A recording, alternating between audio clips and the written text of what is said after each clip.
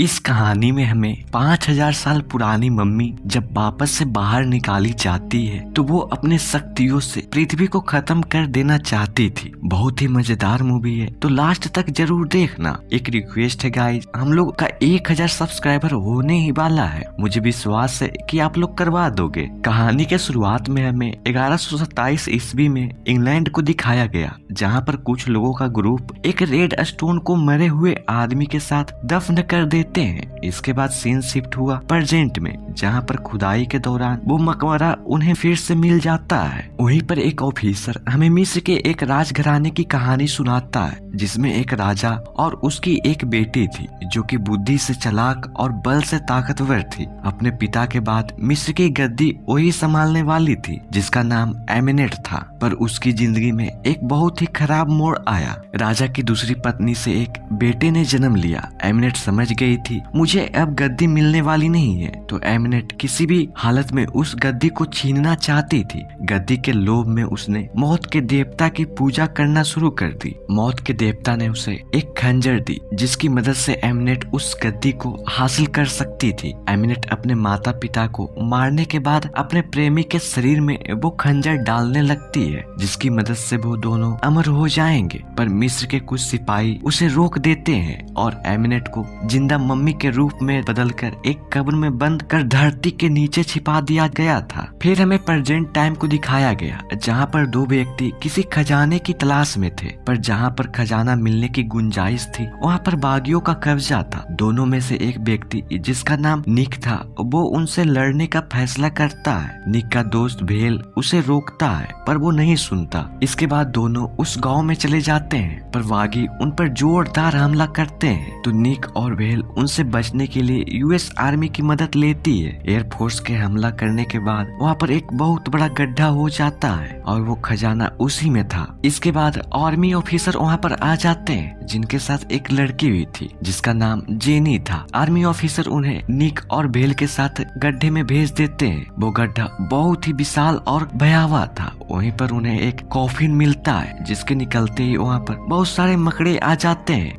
जो कि जहरीले भी थे। वो इन तीनों पर हमला कर देते हैं। ये लोग किसी तरह उन मकड़ियों से अपना जान छुड़ाते हैं, पर एक मकड़ी ने भेल को काट लिया था। ये लोग जल्द से जल्द हेलीकॉप्टर की मदद से उस कॉफिन को बाहर निकाल लेते हैं और विमान से वहाँ से निकलने की तैयारी में लग जाते हैं। वहीं पर एक बड़ा रेतीला तूफान तेजी से इनके तरफ बढ़ रहा था। उस कॉफिन को विमान में रखकर वहाँ से उड़ान भरकर किसी तरह रेतीले तूफान से बाहर आ जाते हैं। रास्ते में निक और जेनी के बीच कॉफिन को लेकर बस स्टार्ट हो गया। जेनी निक से गुस्सा होकर कॉफिन की जांच करने लगती है। वहीं पर बैठा भेल, जिसकी चाल ढाल एकदम से बदल चुकी थी, वो उस कॉफिन को खोलने की कोशिश करने लगता है। वहीं पर बैठे आर्मी ऑफिसर जब उसे रोकने जाते हैं तो भेल उसी चाकू से उनके ऊपर हमला कर देता है। इसके बाद भेल निक की तरफ उस पर हमला करने के लिए बढ़ता है। निक अपनी जान बचाने के लिए उस पर गोली चला देता है, जिसके कारण भेल की वहीं पर मृत्यु हो जाती है। लेकिन गोली चलने की वजह से प्लेन में खराबी आ जाती है और फिर प्लेन इंग्लैंड के किनारे क्रैश होने लगता है। निक जेनी को किसी तरह पैराशूट पहनाकर प्लेन से बाहर फेंक देता है और खुद उस प्लेन में फंस जाता है। फिर प्लेन इंग्लैंड के एक टाउन के पास जाकर क्रैश हो गया। फिर सीन शिफ्ट होता है हॉस्पिटल में। प्लेन क्रैश में मरे हुए लोगों की बॉडी एक रूम में रखी थी। तभी निक, जिसको प्लेन क्रैश में मर जाना चाहिए था, वो एकदम से उठ बैठता है। उसके शरीर पर एक भी चोट के निशान नहीं थे। तभी वहाँ पर भेल, जो कि मर चुका था, उसकी आत्मा आकर निक से बात करती है। निक अब वो चीज देख सकता था जो कोई आम इंसान नहीं देख पाएगा कभी। भेल निक को कुछ बताता है कि तभी वहाँ पर जेनी और हॉस्पिटल इंचार्ज आ जाते हैं। उधर दो ऑफिसर प्लेन क्रैश स्पॉट पर जाते हैं, जहाँ पर अभी भी एक बॉडी पड़ी मिलती है, पर उन्हें नहीं पता था कि ये बॉडी उनके लिए कितनी खतरनाक साबित होगी। जैसे ही एक ऑफिसर उस कॉफिन के नजदीक जाता है, वो उस पर हमला कर उसका खून चूस लेती है और जब दूसरा व्यक्ति उसे देखने गया, वो उसके ऊपर भी हमला कर खून चूस लेती है और ये कोई नहीं, एमिनेट थी। इसके बाद वो दोनों ऑफिसर को जिंदा कर अपने बस में कर लेती है। इधर निक बियर पे बियर गट के जा रहा था। जेनी उसे एमिनेट के खंजर के बारे में बताती है, जिसकी मदद से कोई भी इंसान मौत का देवता बन सकता है। जेनी को पूरा यकीन था कि वो कटार इंग्लैंड में ही कहीं पर दफन है। वहीं पर निक को वेल दिखता है तो निक किसी बहाने वेल के पास जाता है, जहाँ वेल निक को बताता है कि हम दोनों साबित हो चुके हैं और इसका सिर्फ एक ही इलाज है कि तुम एमिनेट की सारी बातें मानोगे। निक को कुछ समझ नहीं आता।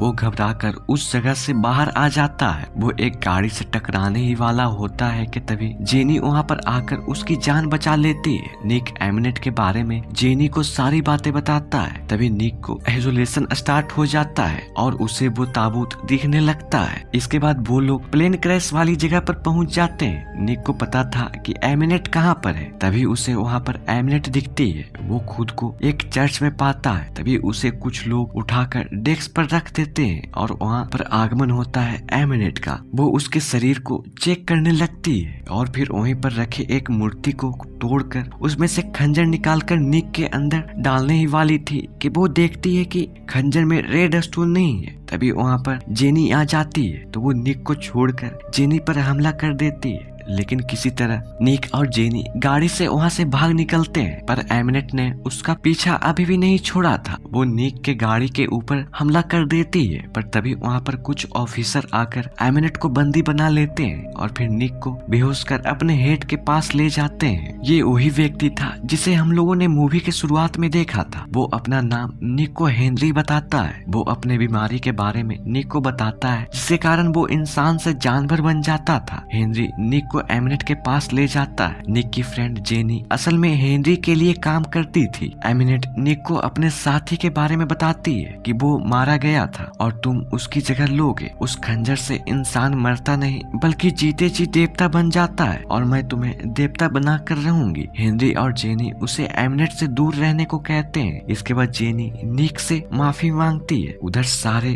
कंकालों के खोज में वो रेड स्टोन वर्कर के हाथ लग जाता है, जिनका कंट्रोल हेनरी के पास था। इधर एमिनेट को भी रेड स्टोन के बारे में पता चल गया था तो वो अपनी शक्ति से एक मकड़े की मदद से एक वर्कर को अपने बस में कर लेती है और उसकी मदद से खुद को आजाद कर वहाँ से सभी लोगों पर हमला कर देती है। उसकी शक्तियों से हर जगह के शीशे टूट जाते हैं। इधर इंग्लैंड के उसी शहर में रेत का तूफान आ गया था। वो सब कुछ तबाह करते हुए रेड स्टोन की तरफ बढ़ रही थी। निक और जेनी उस तूफान से बचकर भागने की कोशिश में लगे थे। वहीं पे निक का दोस्त भेलू से अपने साथ चलने को कहता है तो निक उसके पीछे पीछे जाता है। उसे पता चलता है कि भेल को एमिनेट ने कंट्रोल करके रखा हुआ है। इधर रेड स्टोन के पास सभी कंकाल फिर से जिंदा होकर वहाँ के वर्कर पर हमला कर देते हैं। एमिनेट वहाँ के सभी वर्कर को मारकर रेड स्टोन तक पहुँच जाती है। इधर एक कंकाल निक और जेनी पर हमला कर पानी में गिरा देता है। वो दोनों उससे पीछा छुड़ाए ही थे कि तभी पीछे से एमिनेट वहाँ पर आकर जेनी को अपने साथ ले जाती है। निक उसका पीछा करता है तो जेनी एक जगह पर